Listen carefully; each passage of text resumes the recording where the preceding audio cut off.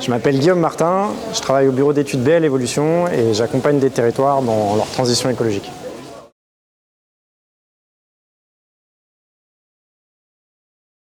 Le tribunal a jugé que mon témoignage n'était pas utile au procès, que la question du changement climatique était déjà connue.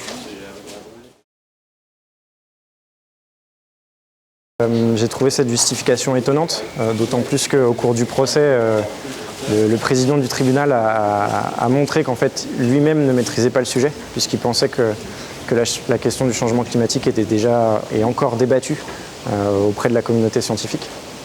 Mon rôle, c'était d'apporter des ordres de grandeur sur la vitesse des actions à mettre en place, sur le décalage entre le niveau d'ambition politique avec les affichages de messages. Par exemple, on veut atteindre la neutralité carbone, mais on ne met pas d'action en place à court terme pour atteindre cet objectif.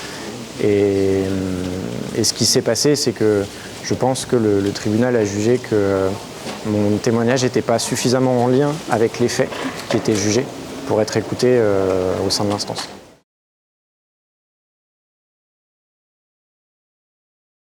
Ça remonte en 2018, au moment de la sortie du rapport spécial du GIEC sur le réchauffement climatique à 1,5 degré. À l'époque, le message politique et médiatique qui circulait, c'était il est encore possible de limiter le réchauffement climatique à 1,5 degré.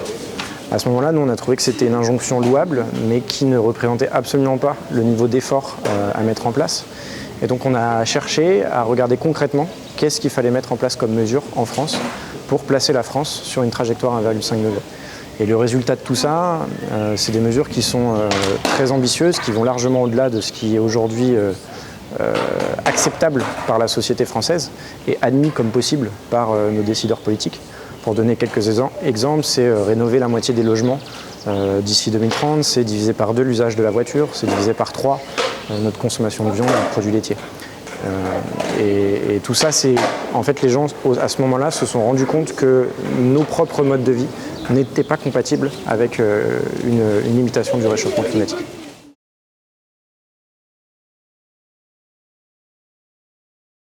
Le rôle du politique, il intervient à plusieurs niveaux. Déjà, c'est lui qui fixe les règles du jeu.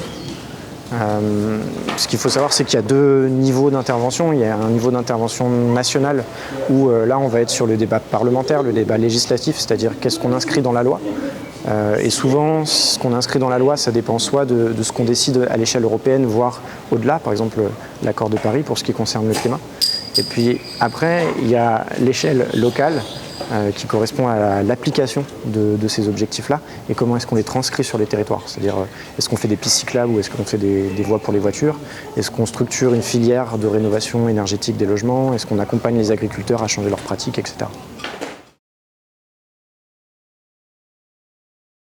À mon avis, oui, elles ont du sens. Aujourd'hui, on est dans une situation qui est tellement urgente et désespérée qu'en fait, il faut que tous, on tire dans la même direction et que ça ne sert complètement à rien d'opposer les initiatives. Aujourd'hui, on sait que pour limiter le réchauffement climatique, il va falloir des actes politiques, il va aussi falloir des actes individuels, il va falloir que des entreprises changent de mode de production, de mode de vente, de consommation. Donc toutes ces initiatives, elles sont importantes à plusieurs titres. Premier, celui d'expérimenter, de regarder ce qui marche pas. Et donc on a besoin de gens qui se cassent la gueule sur des choses. Et deuxièmement, une fois qu'on sait ce qui marche, comment est-ce qu'on accompagne pour massifier ces changements-là? Donc quelles initiatives il faut développer, comment on les développe en fonction des territoires, en fonction des gens, etc. Et pour moi, ça c'est essentiel que les citoyens jouent ce rôle-là parce qu'aujourd'hui, c'est absolument pas quelque chose qui est joué, qui est pris par le rôle de nos politiques ou de nos entreprises.